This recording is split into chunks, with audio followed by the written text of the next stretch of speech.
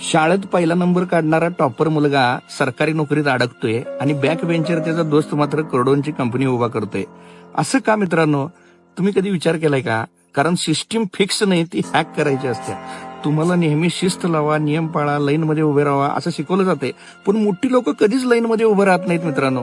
बँकेत लोक तासन-तास रांगेत असतात, पण फक्त एक माणूस डायरेक्ट मॅनेजरच्या केबिन मध्ये जातोय आणि त्याचं काम 2 मिनिटात होतंय. ट्रॅफिकमध्ये ठराविक नंबरच्या गाड्यांना पोलीस कधीच हात करत नाहीत. सरकारी टेंडर निघतोय, पण अगोदरच कोणतर ती डील फायनल केलेली असत्या.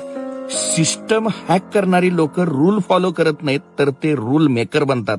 मित्रांनो, जरा विचार करा.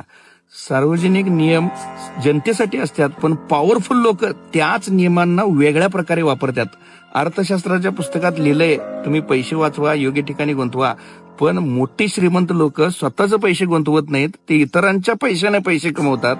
शिकवण काय आहे यातनं मित्रांनो? तर तुम्ही रूल्स समजून घ्या, पण त्याच्या चौकटीत अडकू नका.